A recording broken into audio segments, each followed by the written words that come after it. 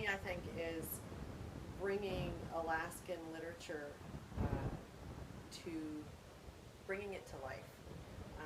And we have a thriving literary community here. We have a ton of writers, but there aren't that many avenues for new writers to get their work published in, and especially not here in Alaska. There are a few publishers. It's not that there aren't any, but there's not many. And so starting something up that really focuses on literature and not typical Alaskana. When I say typical, I mean what some people might call the hook and bullet genre of either hunting and fishing, or occasionally you get what Chris Farman has dubbed the Wow Alaska genre, which is, spectacular plane crashes and running from moose and being attacked by bears and that kind of thing. And while all that stuff is great, I wanted to do something different and focus on character-driven, story-driven, plot-driven literature, both fiction and nonfiction, and to create books that were very honest about their subject matter. So whether it's set in Alaska, not all the books that I publish are set in Alaska, but they all have an Alaskan element to them. So either their characters have started in Alaska, left Alaska, and stayed away, or maybe they came to Alaska, like so many of us actually who live here, who came from elsewhere, and are trying to make their way here, or people who, have sort of a love-hate relationship with the state and have come and gone over the years many times. So, so it gives me the opportunity to explore that and to search out what might be considered less commercially viable material, but that is still beautifully written and extremely relevant and culturally important and damn interesting and entertaining. And that's the number one rule of reading a book, right? It's got to affect you in some way. You want to be entertained, you want to be charmed, you want to be sad, you want to feel all of the stuff that goes into that book. So those things are vital. But here in Alaska, we just have so many fantastic writers. The well of talent seems to be almost endless, and I can't imagine finding that closeness of the community and getting that ease of access to that kind of talent elsewhere. So that's really what it means to be here, is to be close to the community, to be close to the writers, and to really strive to produce excellent literature. Oh, that's actually really easy. It's getting to see things before they're published. Um, there is something truly magical about getting a draft of a manuscript that I know automatically is not in its final form. It's not complete yet. It hasn't gone through all of its revisions. It hasn't been beat to death yet. And getting to see these early drafts, even though maybe the writer has already, written 10 different drafts before they ever gave it to me, but seeing those early drafts and then taking them from that point and working through the editing process and getting them into their final form in printed book form, and working with an artist to get the covers right, and designing the page and getting the look and feel of the book to match the contents of the book after it's gone through the whole editing process, is really exciting. And it's sort of like having the backstage view of how the puppeteer works, and seeing how the marionettes all are created from the ground up, from the time the wood is first turned on a lathe, and seeing that process come through, and then at the very end you get the puppet show, or you get the finished book, and you get to actually see this sort of work of art that comes off the page that you can physically hold and look and smell and see. And I don't think in any other profession that I'd be able to get that kind of a view of what the process is that it really takes to get a work of literature into production. I mean, the thousands of hours that go into it, and it never gets old. I never get bored. I never think, oh, this is terrible. I have to read another draft. I never, ever, ever get tired of seeing this process all the way through. It's always different. It's always exciting, and it's always fun. Well, there are some real challenges. Distribution is singly one of the most difficult things. Um, getting getting enough books printed to satisfy the demand, um, and getting them outside Alaska. So it's pretty easy to do well inside the state, but I think I would be remiss in my duties as a publisher if I didn't want to take a writer that has been mostly a regional writer and try to get them an audience outside Alaska. Now, maybe that starts in Seattle, maybe that starts in Portland and goes from the West Coast onward, but ultimately, getting a book out into the world and really finding the right audience for it, and getting wide distribution is really difficult. That's probably where I spend most of my work, is figuring out how am I going to get this thing in front of people? How am I going to how am I going to sell this thing?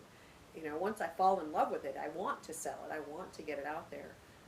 I want to create the demand for it, but that is a very challenging thing to do. And of course, that all comes into balancing the really boring subject of money. You know, how much money do you put into the project before you know you've put enough into it to have it out in the world and paying for itself.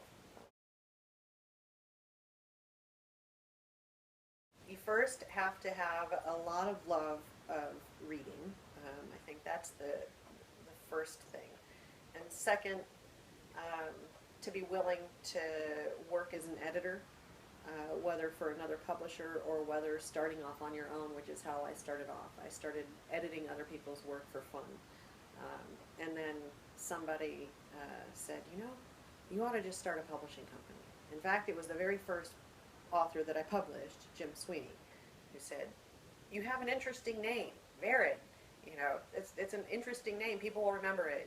You should just start your own publishing company. Call it Varid Publishing. So I think having a love of reading and then really a love of editing are sort of the two legs of a three-legged stool. And the third is being willing to lose a lot of money, because you have to spend money in order to get through the process of producing the books. So I had set aside a pretty sizable chunk of change to get the first few books off the ground. And now that those are happening, it is keeping itself going. It's self-perpetuating. I'm not going to retire off of it anytime soon, but I'm also not losing money on it anymore. Could not say that 4 years ago. So being willing to take that risk and having the vision to see a bigger picture, and being passionate about what you do. I mean, I don't think you can do anything and do it well if you don't really love it, especially if you're doing it on your own.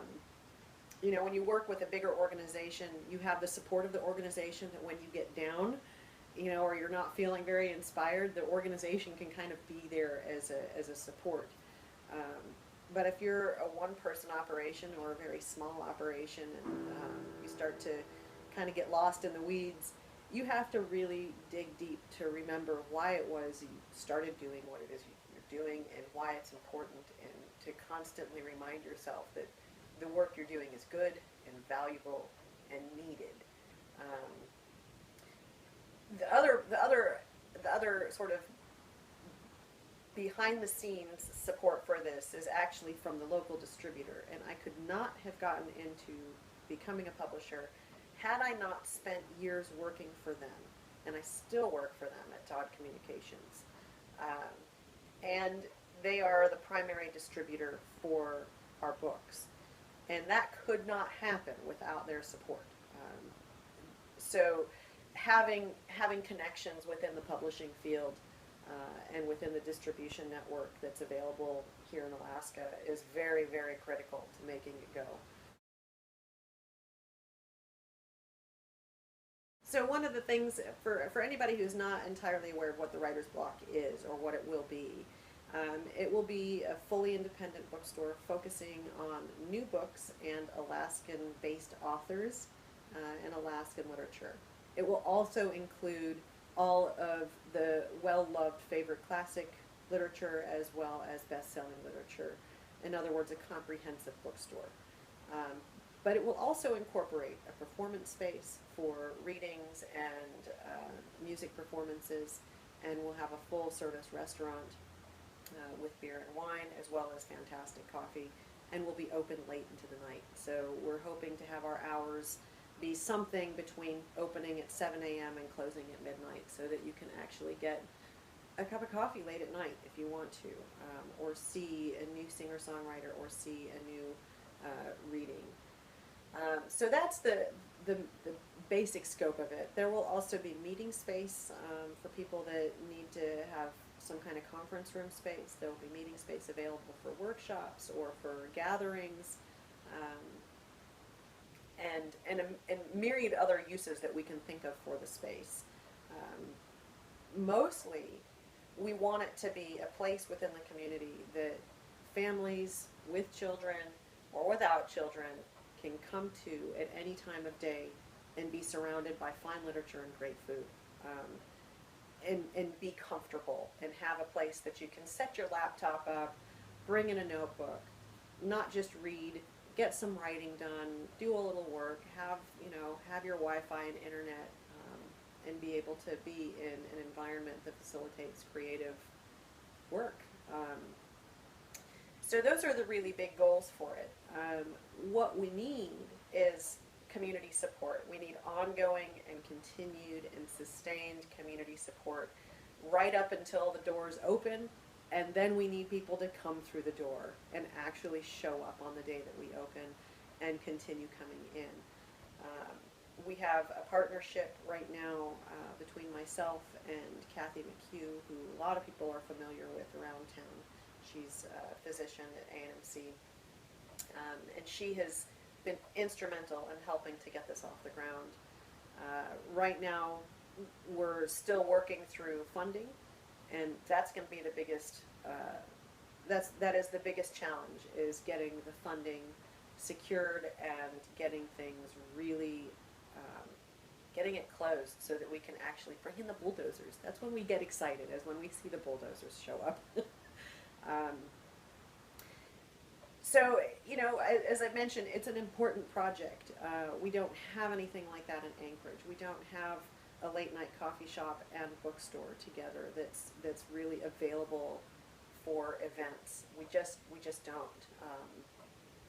And especially working with various organizations like 49 Writers or Alaska Book Week or the Alaska Center for the Book or the Alaska Writers Guild. I can rattle off, AIGA, the graphic design organization, that these organizations need a place where they can come and have meetings and hold workshops and gather and just socialize and exchange ideas. The community needs it, not just Spenard, but Anchorage needs it. So, with luck and a lot of work, it'll happen, and we will do our best to get it open by summertime. Obviously, we're slowly missing the window to actually get into the ground for construction as winter keeps approaching. But we'll get it open, and we've had incredible support so far. We started a GoFundMe campaign a few months ago and have just been overwhelmed with the generosity of people who have contributed. As of this morning, we're approaching $20,000 in contributions, and it seems like every day there's somebody new that pops in with $1 here or $5 there or $100 here or there. And the letters that people have been writing in support of this that are being shared with the people who are helping us get the funding, those go a long way to showing the relevance and the commitment that the community has to helping get this thing off the ground.